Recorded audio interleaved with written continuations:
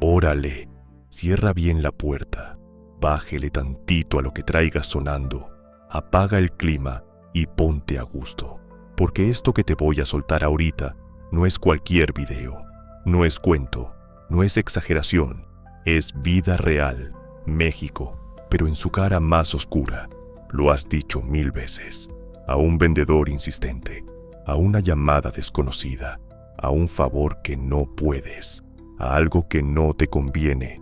Pero aquí viene lo que casi nadie quiere mirar de frente. Hay lugares donde un no se recibe como una respuesta, se recibe como un reto. Y cuando eso pasa, el mundo cotidiano, el del café, las llaves, la rutina, se puede volver irreconocible sin hacer ruido.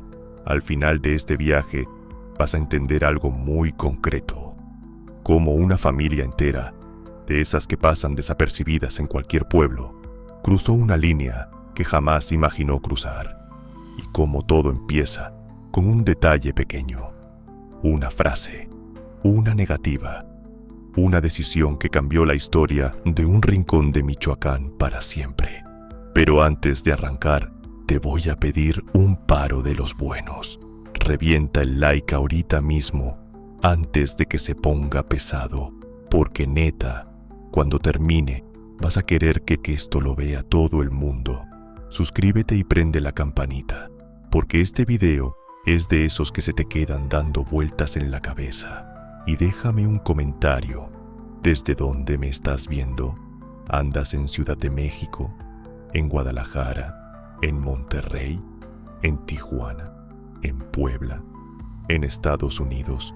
O estés donde estés, quiero saber dónde está mi gente, la que de verdad apoya, porque ustedes son los que hacen posible que estas historias se cuenten. Ahora sí, baja un poco las luces. Si quieres, enciende un ventilador, pon el teléfono en silencio y ponte cómodo. Empecemos con algo familiar.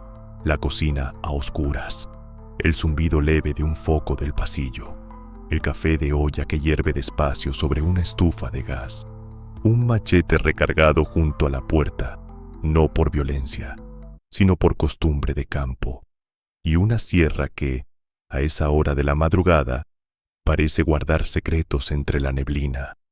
Imagina a un hombre que se levanta antes que el sol, que conoce cada vereda de su tierra de memoria, que puede caminar 20 minutos entre aguacates y limones sin pensarlo, como si el cuerpo supiera el camino solo. ¿Qué se siente vivir así durante 40 años? ¿Qué se siente despertar con el canto de los gallos y sentir que el día te pertenece? ¿Y qué pasa por tu cabeza cuando lo único que quieres es trabajar tu parcela en paz? Pero empiezas a notar camionetas que no son del pueblo, caras que nadie reconoce, silencios donde antes había saludos. ¿Cuántas veces miras hacia el camino de terracería esperando ver a un vecino y no sabes si viene ayuda o viene otra cosa? Y poco a poco te das cuenta de que esta no es una mañana normal. Los sonidos son los mismos, pero no se sienten igual. El aire de la sierra pesa un poquito más. El pueblo de pronto parece estar conteniendo la respiración. Y en algún punto, sin que nadie lo anuncie, la rutina de una familia campesina empieza a convertirse en el principio de una historia que no perdona. Hay regiones de México que cargan su destino en el nombre. Tierra caliente suena a clima, a sol que pega sin piedad entre mayo y octubre. Pero los que nacieron ahí saben que el calor no es solo temperatura, es tensión acumulada, es presión que no se ve, pero se siente en cada esquina de terracería, en cada camioneta que pasa sin saludar, en cada silencio que dura más de la cuenta. Michoacán, Guerrero, Estado de México, el triángulo donde la tierra caliente no perdona, y en el corazón de esa geografía hay pueblos tan pequeños que ni siquiera aparecen en los mapas oficiales. Pueblos donde la ley llegaba tarde o no llegaba nunca, donde la gente aprendió a resolver sus problemas con las manos, con la palabra o con lo que hubiera disponible. Este es uno de esos pueblos, y esta es la historia de una familia que vivía ahí sin pedirle nada a nadie, hasta que alguien llegó a pedirles todo. Imagina despertar a las 4:30 de la mañana, cuando el cielo todavía es un manto negro salpicado de estrellas que se niegan a apagarse. El aire huele a tierra húmeda, a limón maduro colgando de los árboles, a humo de leña que sale perezoso de las chimeneas de lámina. Don Ignacio Cárdenas lo hacía todos los días durante 42 años. Se levantaba sin alarma, porque su cuerpo ya sabía la hora. Encendía la estufa de gas butano, ponía a hervir el agua para el café de olla, y mientras esperaba, afilaba el machete con una piedra que había recogido en el arroyo seco. No por amenaza, sino por costumbre, el machete limpiaba maleza, cortaba ramas para cercas, abría camino entre los aguacateros. Era una extensión de su mano derecha, callosa, marcada por décadas de sol y sudor. A las 5:15 salía. La parcela empezaba a 200 metros de la casa, 15 hectáreas de tierra que había heredado de su padre en 1978. Limón Persian, aguacate Hass, algo de maíz para la tortilla de la familia. Nada de lujos. Ganaba lo justo para mantener a doña Carmen, sus 7 hijos y la camioneta Chevrolet del 79 que tosía cada vez que la encendía. Los fines de semana, las hijas vendían en el tianguis del municipio vecino guayabas, tamales, artesanías de palma. Los varones, Ramiro de 34, Martín de 30, los otros 3 entre 22 y 28, trabajaban la tierra desde los 10 años. Era una vida de ritmo constante, predecible como las lluvias de junio, pero en tierra caliente, esa predictibilidad siempre fue frágil. El pueblo, llamémoslo La Cañada, aunque su nombre real apenas lo conocen 15 familias, tenía un solo camino de terracería que lo conectaba al mundo. 4 kilómetros de curvas empinadas, sin señal de teléfono, sin luz eléctrica hasta las 9 de la noche. La policía municipal pasaba una vez al mes, si acaso, para cobrar su cooperación por el orden. Los problemas se resolvían en la plaza, con el padre Aurelio mediando bajo el amate centenario, o con un apretón de manos que valía más que cualquier papel. Nadie pedía favores al gobierno de Morelia, a 2 horas en camioneta. Nadie esperaba que llegaran. Esto está confirmado por reportes de la época y testimonios recopilados en 2013 por periodistas independientes. La Cañada no era un paraíso, pero era suya. Los Cárdenas pagaban sus impuestos al pueblo, arreglo de la capilla, ayuda para el maestro de la escuela de un solo salón, y a cambio vivían sin deudas ni rencores. Don Ignacio medía 1,65, piel curtida como cuero viejo, ojos que veían más de lo que decían. La tierra no miente, solía decir mientras revisaba las raíces de un árbol enfermo. La gente tampoco, si la miras bien. Y hasta finales de 2011, nadie les había dado razones para dudar. Pero el cambio vino despacio, como la niebla que baja del cerro Tepalcate.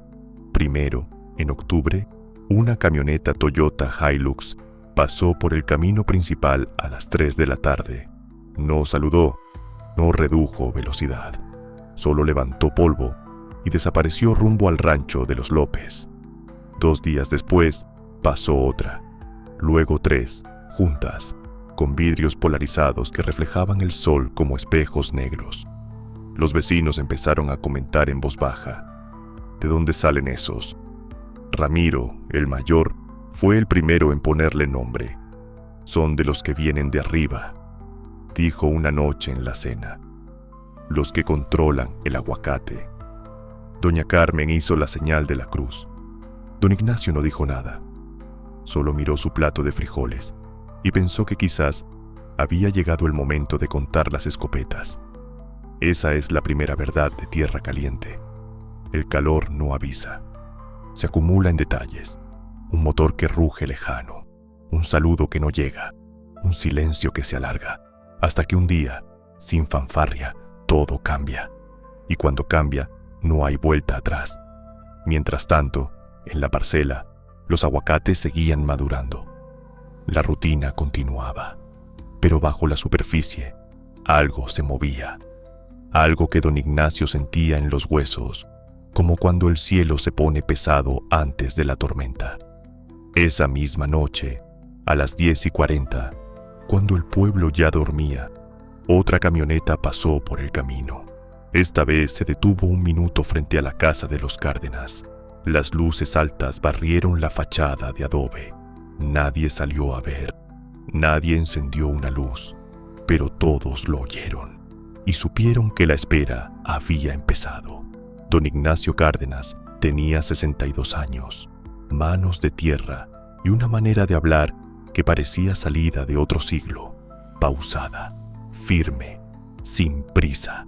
Llevaba 4 décadas trabajando la misma parcela que heredó de su padre, cultivando aguacate, limón y lo que la temporada permitiera.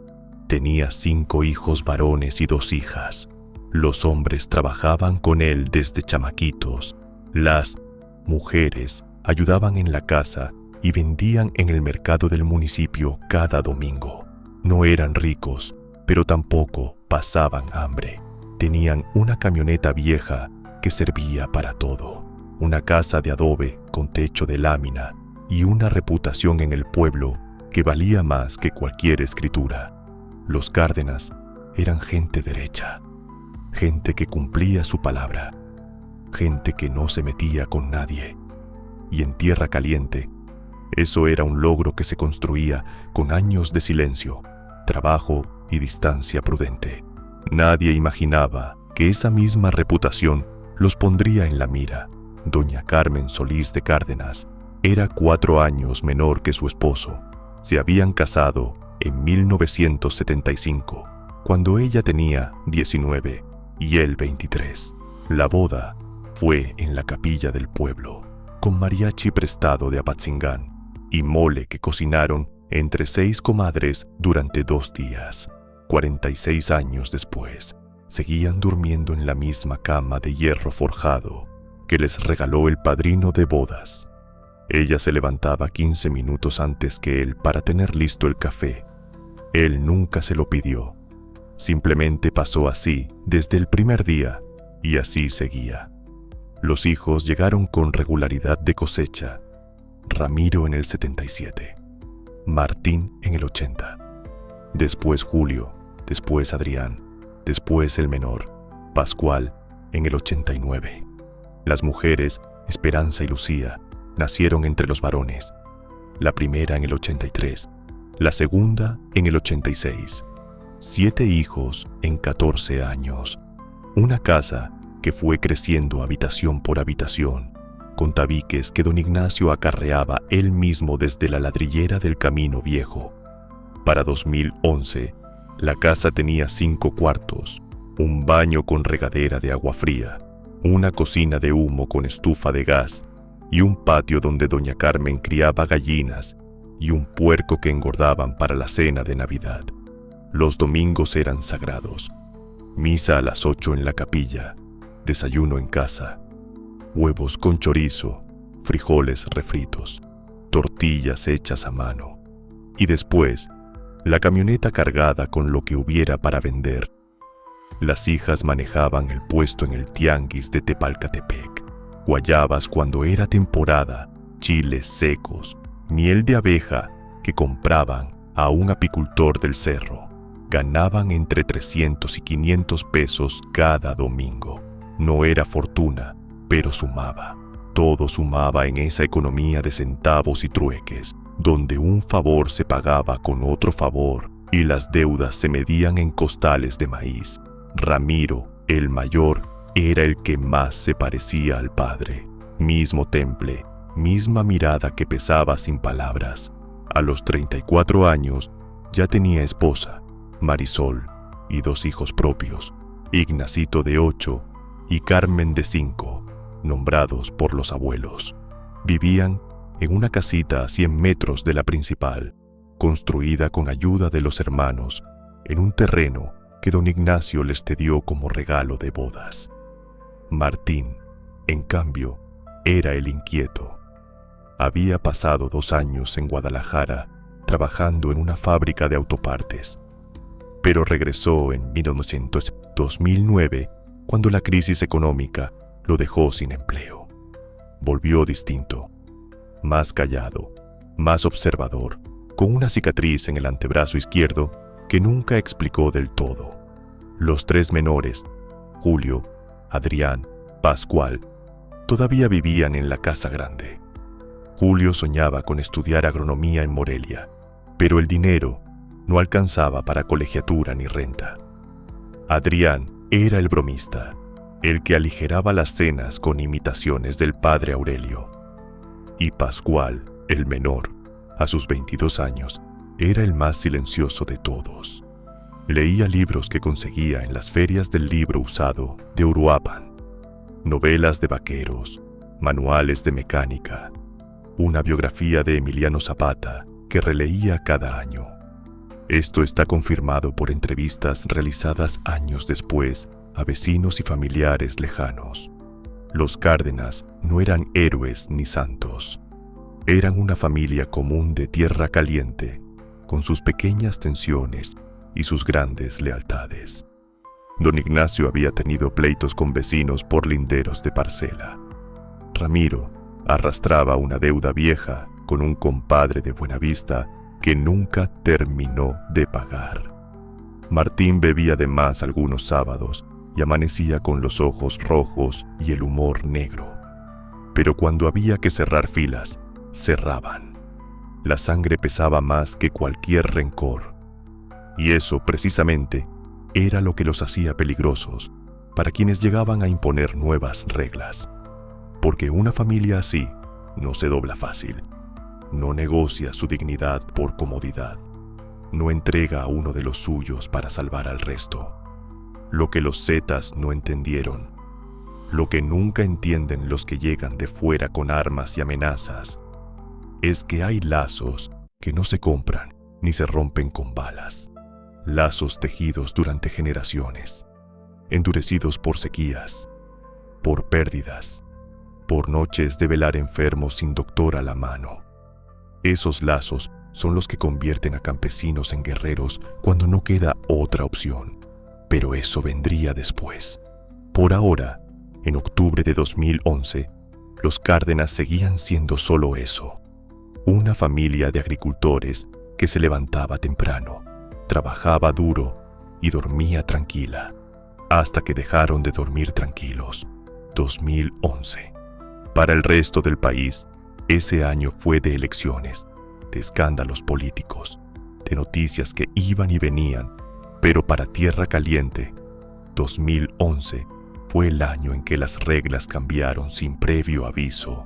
Primero fueron rumores que en tal pueblo habían llegado unos de fuera, que en tal rancho habían encontrado a alguien tirado, que mejor no salir de noche. Después, los rumores se volvieron nombres: los Zetas, la familia michoacana, los caballeros templarios, nombres que la gente pronunciaba en voz baja, como si decirlos en voz alta pudiera invocar algo. Y luego, las camionetas, convoys de 3, 4, 5 trocas polarizadas que atravesaban los pueblos sin detenerse, levantando polvo, dejando un silencio incómodo a su paso.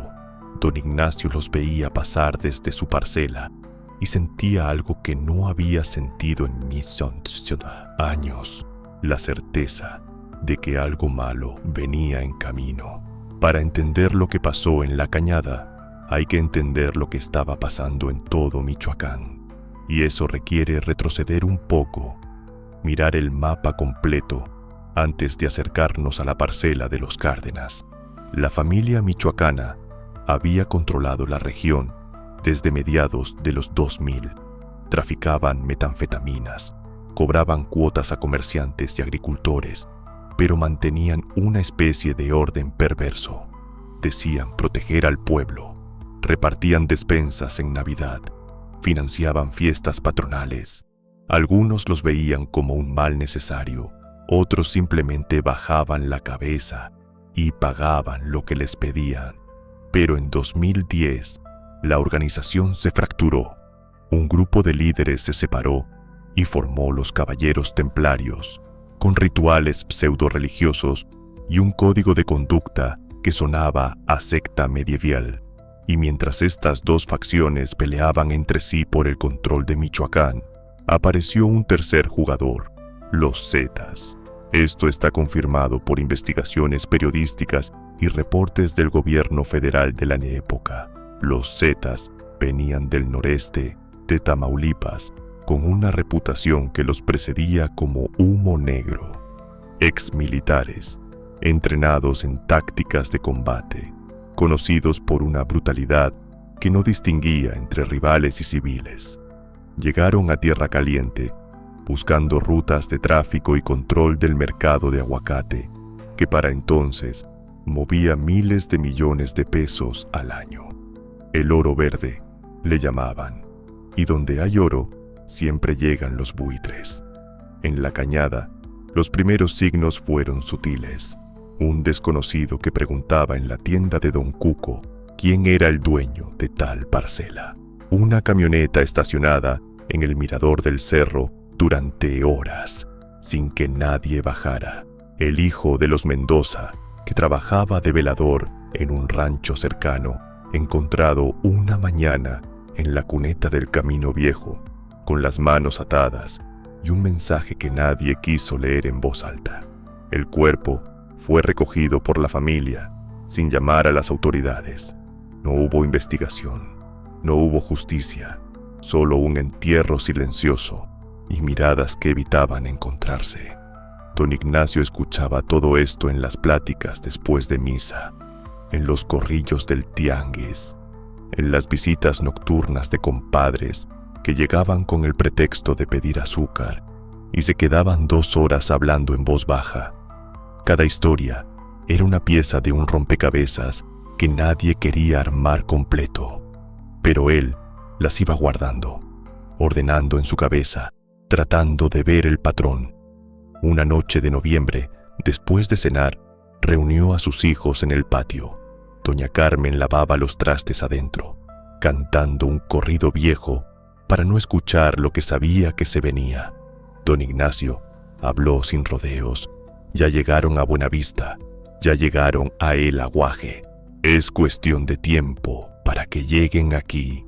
Ramiro preguntó qué proponía. Martín sugirió irse, vender la parcela, empezar de nuevo en otro estado. Julio mencionó a un primo, Tijuana, que podría recibirlos, pero don Ignacio negó con la cabeza, despacio, como si el movimiento le costara. Esta tierra la trabajó mi padre, la trabajó mi abuelo. Aquí nacieron ustedes. Aquí están enterrados los que ya se fueron. No me voy a ir corriendo como perro apaleado. Hubo un silencio largo. El viento movía las hojas del aguacate más viejo, el que había plantado el abuelo en 1942. Pascual, el menor, fue el único que habló. Entonces, ¿qué hacemos, apá? Don Ignacio miró a cada uno de sus hijos, uno por uno, como si estuviera contando algo más que cabezas. Por ahora, nada, pero hay que estar listos, porque cuando vengan, y van a venir, no nos van a encontrar dormidos. Esa noche, por primera vez en 40 años, don Ignacio durmió con la escopeta recargada junto a la cama. Fue un martes de febrero. Don Ignacio lo recordaría con precisión, porque ese día había llevado la camioneta al mecánico del municipio y tuvo que regresar a pie, caminando casi 1 hora por la vereda vieja. Cuando llegó a su casa, encontró a su esposa doña Carmen sentada en el patio con una expresión que él nunca le había visto. Miedo puro, sin disfraz. Vinieron unos hombres, le dijo sin levantarse.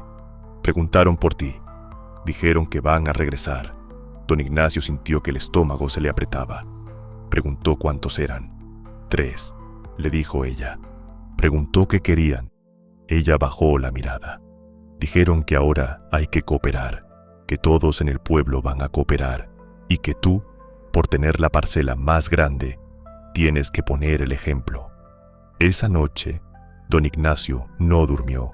Se quedó sentado en la cocina, con el café frío, mirando la puerta como si esperara que alguien la empujara en cualquier momento. Las horas que siguieron fueron las más largas que don Ignacio había vivido. Doña Carmen le contó todo con la voz quebrada, interrumpiéndose cada vez que un ruido del exterior la hacía voltear hacia la ventana. Los hombres habían llegado a las 11 de la mañana, en una camioneta blanca sin placas. Vestían ropa oscura, botas de trabajo, gorras que les cubrían medio rostro. Ninguno tenía más de 30 años.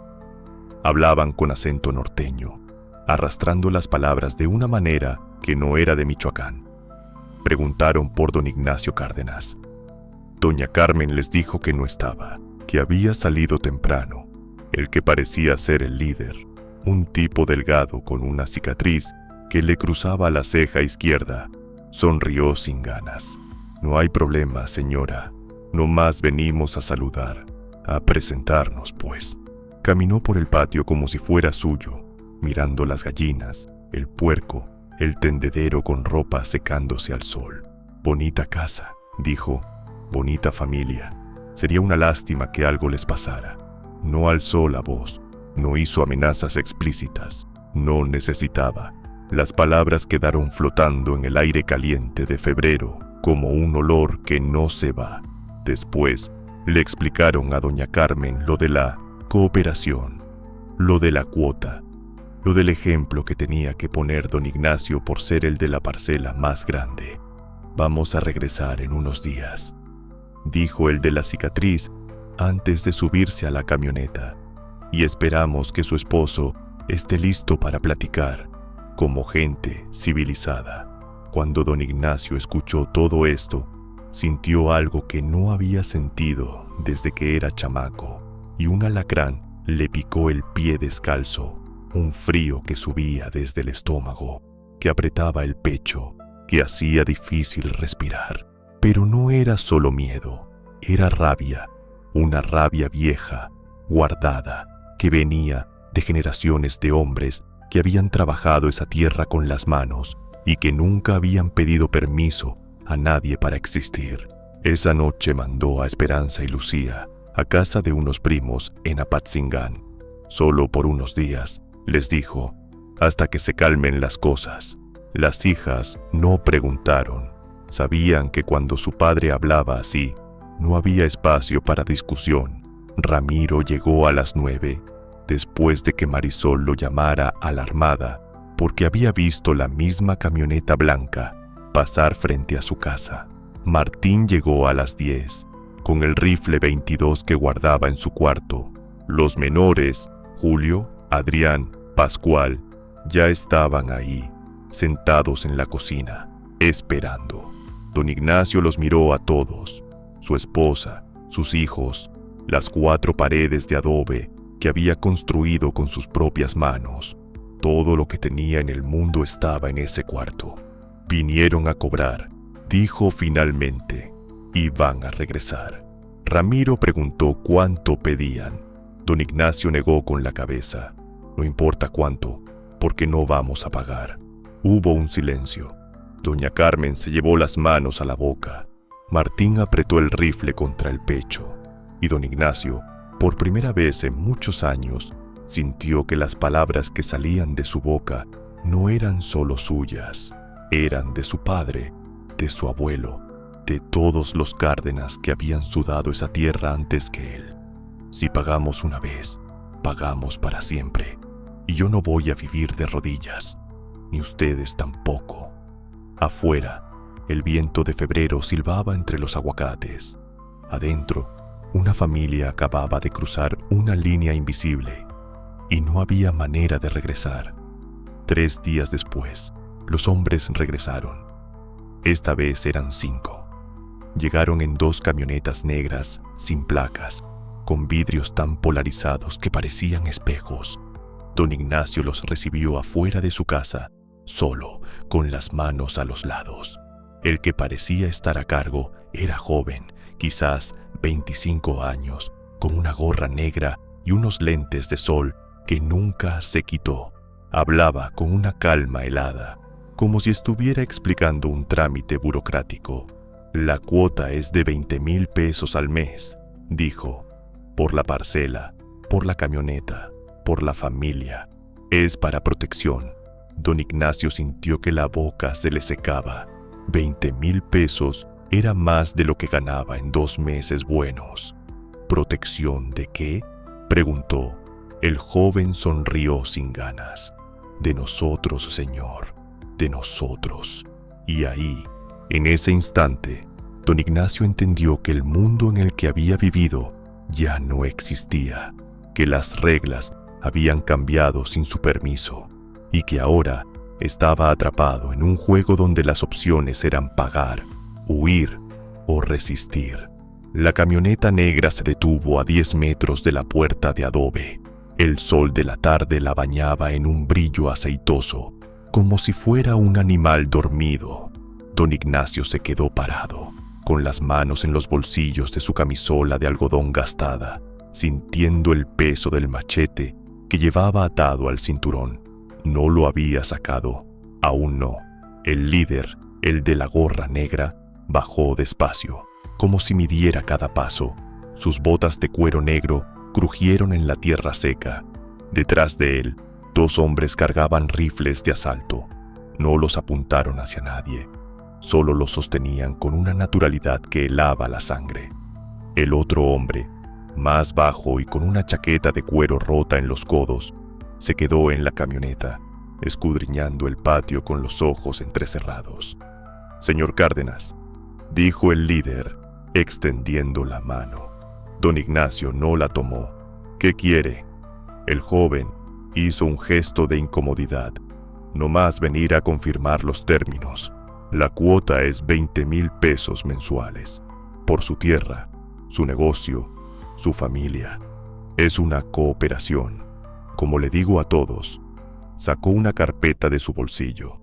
De adentro, extrajo un papel impreso con números y fechas.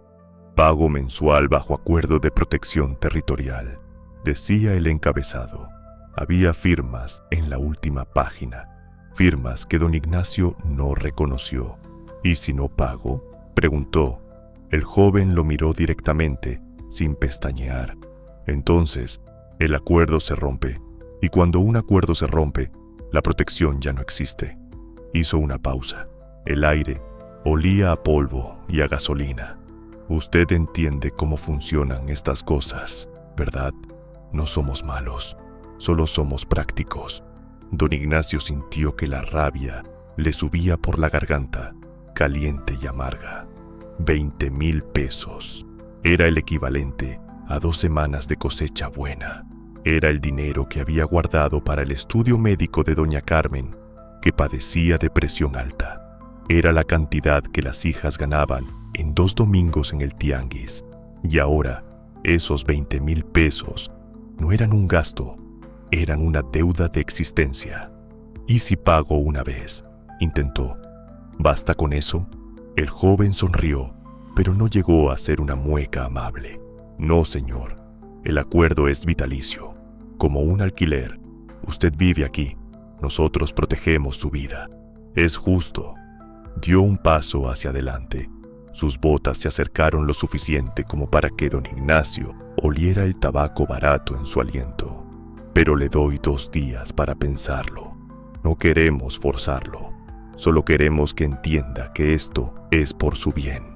Antes de que don Ignacio pudiera responder, el líder dio media vuelta y subió a la camioneta. Los motores rugieron al mismo tiempo. El polvo del camino se levantó en una nube amarilla que los envolvió. Cuando el aire se despejó, las camionetas ya habían desaparecido por la curva del camino de la cañada. Solo quedó el silencio y el zumbido de la abeja que volaba alrededor del nopal de la cerca. Esa noche, don Ignacio no tocó el café. Se sentó en la mesa de pino que había construido su padre, con los codos apoyados, la cabeza entre las manos. Doña Carmen entraba y salía de la cocina, lavando trastes, secando platos, sin decir nada. Los hijos, todos menos las hijas, que seguían en casa de los primos, estaban sentados en el patio, apoyados en las sillas de plástico que usaban para las fiestas. Nadie hablaba, solo se escuchaba el chirrido de los grillos y el leve crujido de la madera de la casa. Ramiro fue el primero en romper el silencio. 20,000, es mucho, apá. Don Ignacio asintió sin levantar la vista. Es imposible, dijo Martín, ni aunque vendamos toda la cosecha. Julio, el más estudioso de la familia, sacó una libreta de su bolsillo. Había hecho cuentas. Si pagamos, son 240 pesos al día, durante 30 años. Eso es lo que cuesta. Pascual, el menor, miró hacia la parcela por la ventana. Los aguacates ya estaban madurando. Era la temporada buena. ¿Y si no pagamos?, dejó inconcluso. No hacía falta terminar la frase. Todos la habían escuchado en la voz del joven de la gorra negra. Doña Carmen entró con una bandeja de tortillas calientes, las puso sobre la mesa y se quedó de pie, mirando a su marido. Ignacio, ¿y si nos vamos?, preguntó en voz baja. Vender la tierra y nos vamos a Morelia. Allá no nos conocen. Don Ignacio levantó la vista por primera vez. Sus ojos, normalmente tranquilos, brillaban con una mezcla de cansancio y determinación. Esta tierra es de mi padre, de mi abuelo. Aquí estamos parados frente al mundo. Si nos vamos, nos convertimos en fugitivos, en gente que no tiene dignidad. Hizo una pausa. El sonido de una rana croando en el estanque de atrás rompió el silencio por un segundo. No nos vamos y no pagamos. Los 5 hijos lo miraron. No hubo discusión, no hubo que persuadir. Era una decisión, y en tierra caliente, las decisiones de un padre no se cuestionan, se acatan. Al día siguiente, a las 6 de la mañana, don Ignacio salió a la parcela con el machete y la escopeta vieja de su padre que había encontrado en el armario de la casa. La cargó con perdigones viejos que había limpiado la noche anterior. No dijo nada a nadie.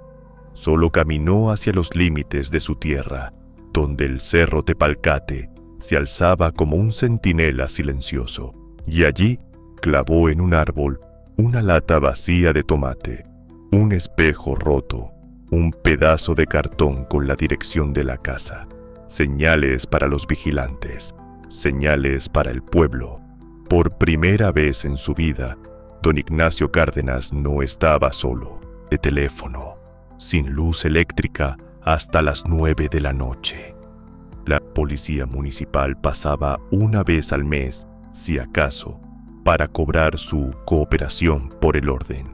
Los problemas se resolvían en la plaza, con el padre Aurelio mediando bajo el amate centenario, o con un apretón de manos que valía más que cualquier papel.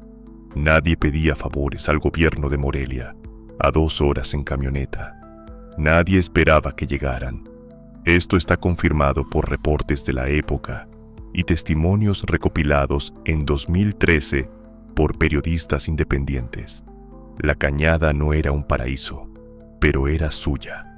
Los Cárdenas pagaban sus impuestos al pueblo, arreglo de la capilla, ayuda para el maestro de la escuela de un solo salón, y a cambio vivían sin deudas ni rencores. Don Ignacio medía 1,65, piel curtida como cuero viejo, ojos que veían más de lo que decían. La tierra no miente, solía decir mientras revisaba las raíces de un árbol enfermo. La gente tampoco, si la miras bien, y hasta finales de 2011, nadie les había dado razones para dudar. Pero el cambio vino despacio, como la niebla que baja del cerro Tepalcate. Primero, en octubre, una camioneta Toyota Hilux pasó por el camino principal a las 3 de la tarde. No saludó, no redujo velocidad, solo levantó polvo y desapareció rumbo al rancho de los López. 2 días después, pasó otra, luego 3, juntas, con vidrios polarizados que reflejaban el sol como espejos negros. Los vecinos empezaron a comentar en voz baja: ¿de dónde salen esos? Ramiro, el mayor, fue el primero en ponerle nombre. Son de los que vienen de arriba, dijo una noche en la cena. Los que controlan el aguacate. Doña Carmen hizo la señal de la cruz. Don Ignacio no dijo nada. Solo miró su plato de frijoles y pensó que quizás había llegado el momento de contar las escopetas. Esa es la primera verdad de Tierra Caliente. El calor no avisa. Se acumula en detalles. Un motor que ruge lejano, un saludo que no llega, un silencio que se alarga, hasta que un día, sin fanfarria, todo cambia. Y cuando cambia, no hay vuelta atrás. Mientras tanto, en la parcela, los aguacates seguían madurando. La rutina continuaba, pero bajo la superficie, algo se movía. Algo que don Ignacio sentía en los huesos, como cuando el cielo se pone pesado antes de la tormenta. Esa misma noche, a las 10:40, cuando el pueblo ya dormía, otra camioneta pasó por el camino. Esta vez se detuvo un minuto frente a la casa de los Cárdenas. Las luces altas barrieron la fachada de adobe. Nadie salió a ver, nadie encendió una luz, pero todos lo oyeron y supieron que la espera había empezado. Don Ignacio Cárdenas tenía 62 años, manos de tierra y una manera de hablar que parecía salida de otro siglo, pausada, firme, sin prisa. Llevaba 4 décadas trabajando la misma parcela que heredó de su padre, cultivando aguacate, limón y lo que la temporada permitiera. Tenía 5 hijos varones y 2 hijas. Los hombres trabajaban con él desde chamaquitos. Las mujeres ayudaban en la casa y vendían en el mercado del municipio cada domingo. No eran ricos, pero tampoco pasaban hambre. Tenían una camioneta vieja que servía para todo, una casa de adobe con techo de lámina y una reputación en el pueblo que valía más que cualquier escritura. Los Cárdenas eran gente derecha, gente que cumplía su palabra, gente que no se metía con nadie. Y en Tierra Caliente, eso era un logro que se construía con años de silencio, trabajo y distancia prudente. Nadie imaginaba que esa misma reputación los pondría en la mira. Doña Carmen Solís de Cárdenas era 4 años menor que su esposo. Se habían casado en 1975, cuando ella tenía 19 y él 23. La boda fue en la capilla del pueblo, con mariachi prestado de Apatzingán y mole que cocinaron entre 6 comadres durante 2 días. 46 años después, seguían durmiendo en la misma cama de hierro forjado que les regaló el padrino de bodas. Ella se levantaba 15 minutos antes que él para tener listo el café. Él nunca se lo pidió. Simplemente pasó así desde el primer día y así seguía. Los hijos llegaron con regularidad de cosecha. Ramiro en el 77, Martín en el 80, después Julio, después Adrián, después el menor, Pascual, en el 89. Las mujeres, Esperanza y Lucía, nacieron entre los varones, la primera en el 83, la segunda en el 86. 7 hijos en 14 años. Una casa que fue creciendo habitación por habitación, con tabiques que don Ignacio acarreaba él mismo desde la ladrillera del Camino Viejo. Para 2011, la casa tenía 5 cuartos, un baño con regadera de agua fría, una cocina de humo con estufa de gas y un patio donde doña Carmen criaba gallinas y un puerco que engordaban para la cena de Navidad. Los domingos eran sagrados. Misa a las 8 en la capilla, desayuno en casa, huevos con chorizo, frijoles refritos, tortillas hechas a mano. Y después, la camioneta cargada con lo que hubiera para vender. Las hijas manejaban el puesto en el tianguis de Tepalcatepec. Guayabas cuando era temporada, chiles secos, miel de abeja que compraban a un apicultor del cerro. Ganaban entre 300 y 500 pesos cada domingo. No era fortuna, pero sumaba.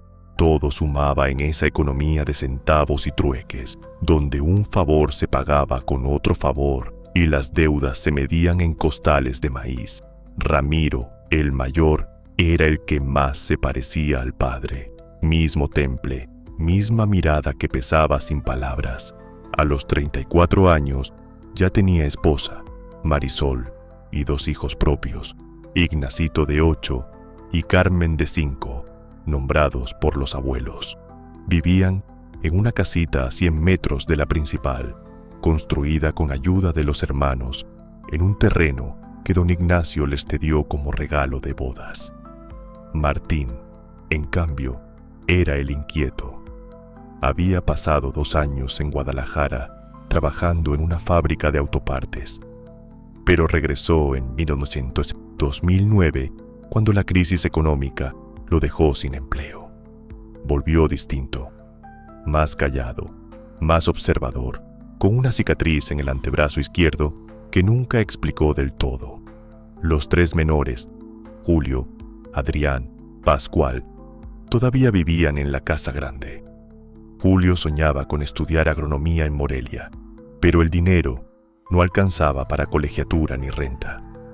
Adrián era el bromista, el que aligeraba las cenas con imitaciones del padre Aurelio.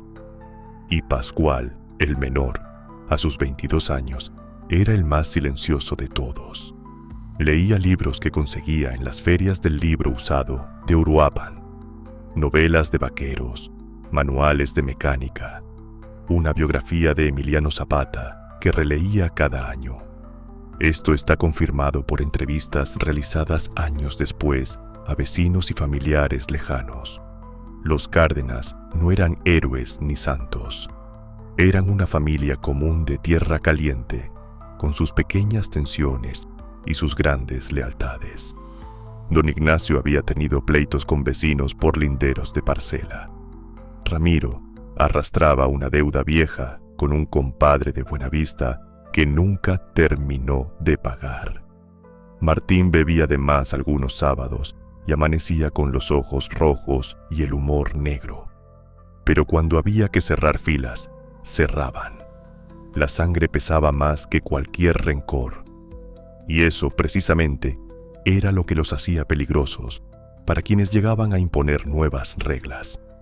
Porque una familia así no se dobla fácil. No negocia su dignidad por comodidad. No entrega a uno de los suyos para salvar al resto. Lo que los zetas no entendieron, lo que nunca entienden los que llegan de fuera con armas y amenazas, es que hay lazos que no se compran ni se rompen con balas. Lazos tejidos durante generaciones, endurecidos por sequías, por pérdidas, por noches de velar enfermos sin doctor a la mano.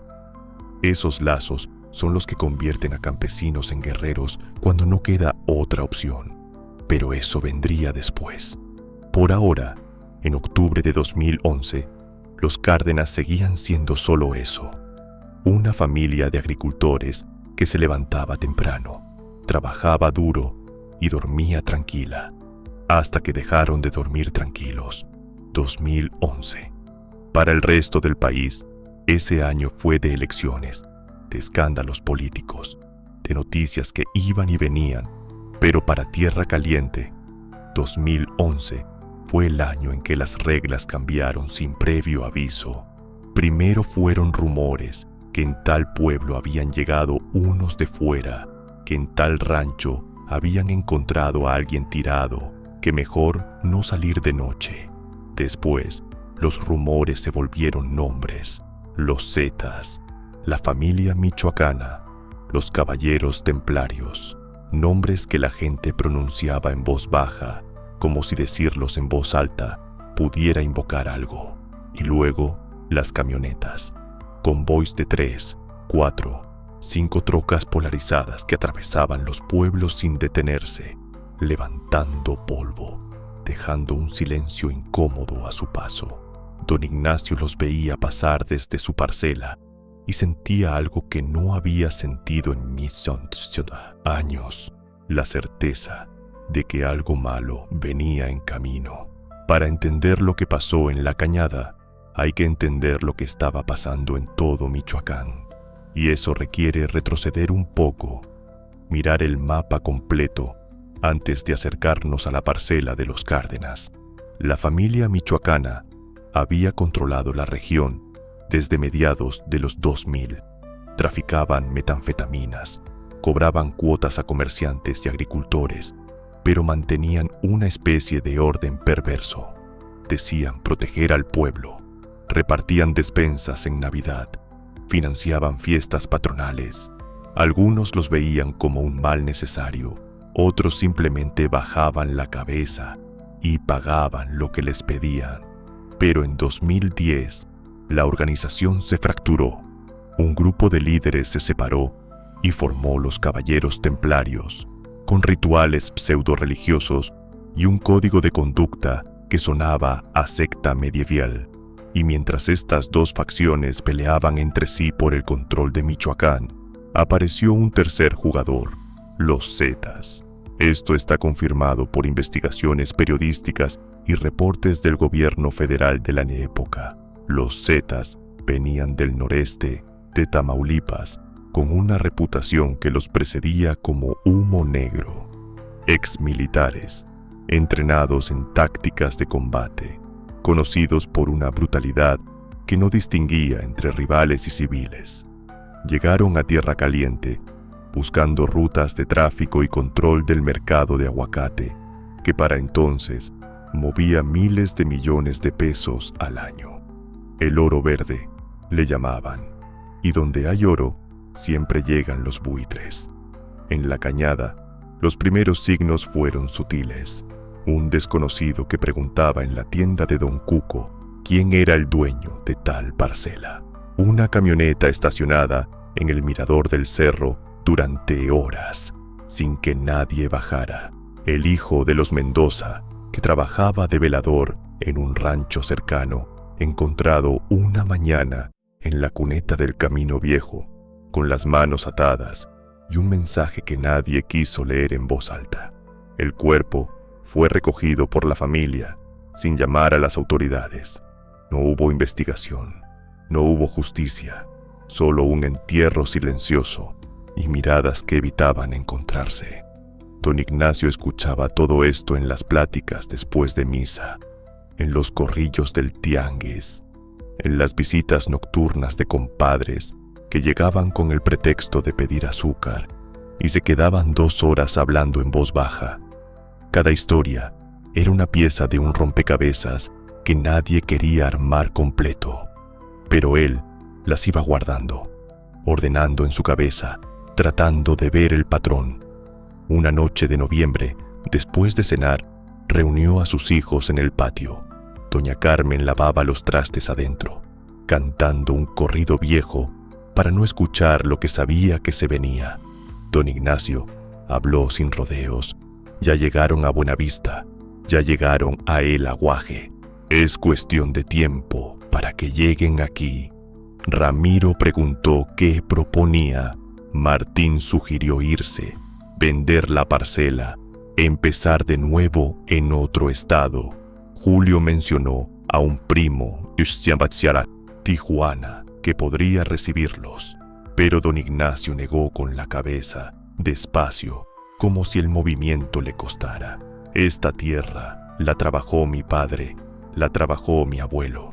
Aquí nacieron ustedes. Aquí están enterrados los que ya se fueron. No me voy a ir corriendo como perro apaleado. Hubo un silencio largo.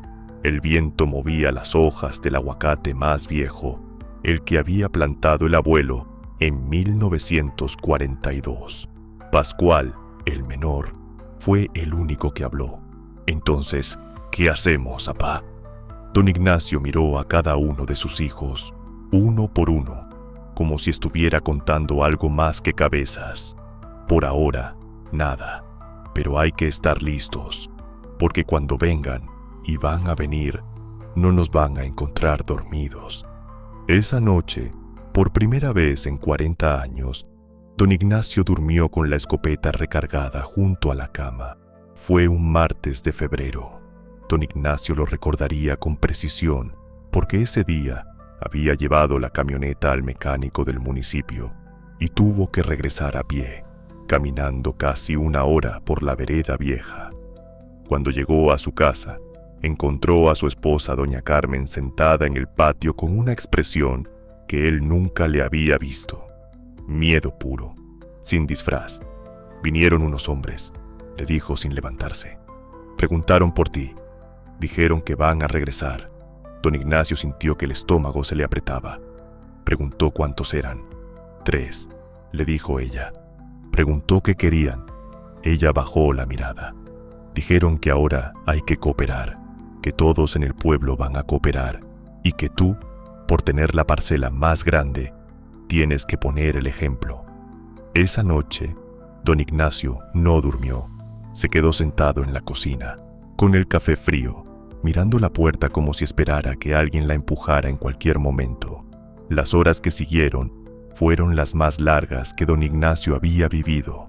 Doña Carmen le contó todo con la voz quebrada, interrumpiéndose cada vez que un ruido del exterior la hacía voltear hacia la ventana. Los hombres habían llegado a las 11 de la mañana, en una camioneta blanca sin placas. Vestían ropa oscura, botas de trabajo, gorras que les cubrían medio rostro. Ninguno tenía más de 30 años. Hablaban con acento norteño, arrastrando las palabras de una manera que no era de Michoacán. Preguntaron por don Ignacio Cárdenas. Doña Carmen les dijo que no estaba, que había salido temprano.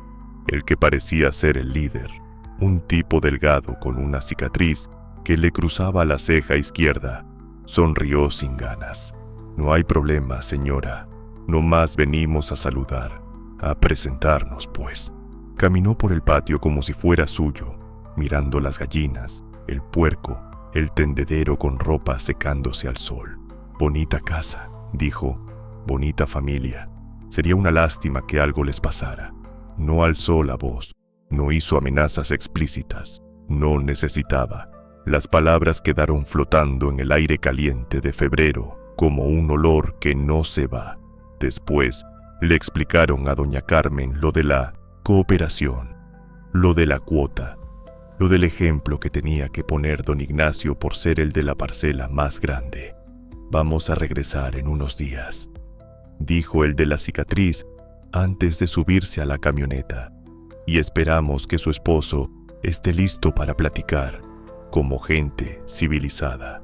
Cuando don Ignacio escuchó todo esto, sintió algo que no había sentido desde que era chamaco, y un alacrán le picó el pie descalzo, un frío que subía desde el estómago, que apretaba el pecho, que hacía difícil respirar. Pero no era solo miedo, era rabia, una rabia vieja, guardada, que venía de generaciones de hombres que habían trabajado esa tierra con las manos y que nunca habían pedido permiso a nadie para existir. Esa noche mandó a Esperanza y Lucía a casa de unos primos en Apatzingán. Solo por unos días, les dijo, hasta que se calmen las cosas. Las hijas no preguntaron. Sabían que cuando su padre hablaba así, no había espacio para discusión. Ramiro llegó a las 9, después de que Marisol lo llamara alarmada, porque había visto la misma camioneta blanca pasar frente a su casa. Martín llegó a las 10, con el rifle 22 que guardaba en su cuarto.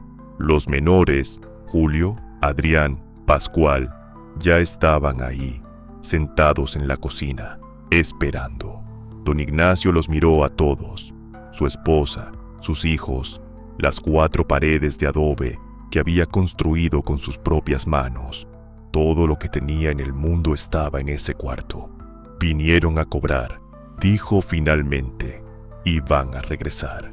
Ramiro preguntó cuánto pedían. Don Ignacio negó con la cabeza. No importa cuánto, porque no vamos a pagar. Hubo un silencio. Doña Carmen se llevó las manos a la boca. Martín apretó el rifle contra el pecho. Y don Ignacio, por primera vez en muchos años, sintió que las palabras que salían de su boca no eran solo suyas. Eran de su padre, de su abuelo, de todos los Cárdenas que habían sudado esa tierra antes que él. Si pagamos una vez, pagamos para siempre. Y yo no voy a vivir de rodillas, ni ustedes tampoco. Afuera, el viento de febrero silbaba entre los aguacates. Adentro, una familia acababa de cruzar una línea invisible y no había manera de regresar. 3 días después, los hombres regresaron. Esta vez eran 5. Llegaron en 2 camionetas negras, sin placas, con vidrios tan polarizados que parecían espejos. Don Ignacio los recibió afuera de su casa, solo, con las manos a los lados. El que parecía estar a cargo era joven, quizás 25 años, con una gorra negra y unos lentes de sol que nunca se quitó. Hablaba con una calma helada, como si estuviera explicando un trámite burocrático. La cuota es de 20,000 pesos al mes, dijo, por la parcela, por la camioneta, por la familia. Es para protección. Don Ignacio sintió que la boca se le secaba. 20,000 pesos era más de lo que ganaba en 2 meses buenos. ¿Protección de qué?, preguntó. El joven sonrió sin ganas. De nosotros, señor, de nosotros. Y ahí, en ese instante, don Ignacio entendió que el mundo en el que había vivido ya no existía, que las reglas habían cambiado sin su permiso y que ahora estaba atrapado en un juego donde las opciones eran pagar, huir o resistir. La camioneta negra se detuvo a 10 metros de la puerta de adobe. El sol de la tarde la bañaba en un brillo aceitoso, como si fuera un animal dormido. Don Ignacio se quedó parado, con las manos en los bolsillos de su camisola de algodón gastada, sintiendo el peso del machete que llevaba atado al cinturón. No lo había sacado, aún no. El líder, el de la gorra negra, bajó despacio, como si midiera cada paso.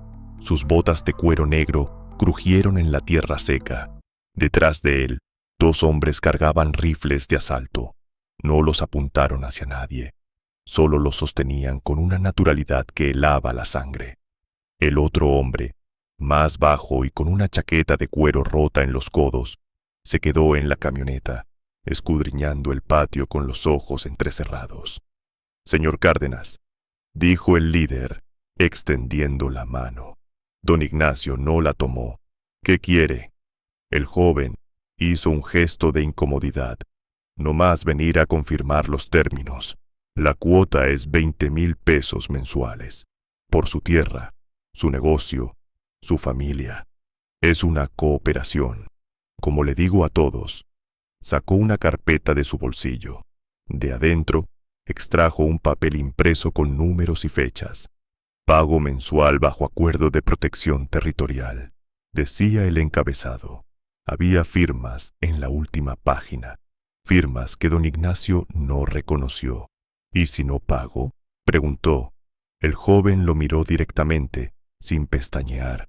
«Entonces, el acuerdo se rompe, y cuando un acuerdo se rompe, la protección ya no existe». Hizo una pausa. El aire olía a polvo y a gasolina. «Usted entiende cómo funcionan estas cosas, ¿verdad? No somos malos, solo somos prácticos». Don Ignacio sintió que la rabia le subía por la garganta, caliente y amarga. 20,000 pesos. Era el equivalente a 2 semanas de cosecha buena. Era el dinero que había guardado para el estudio médico de doña Carmen, que padecía de presión alta. Era la cantidad que las hijas ganaban en 2 domingos en el tianguis. Y ahora Esos 20,000 pesos no eran un gasto, eran una deuda de existencia. ¿Y si pago una vez? Intentó. ¿Basta con eso? El joven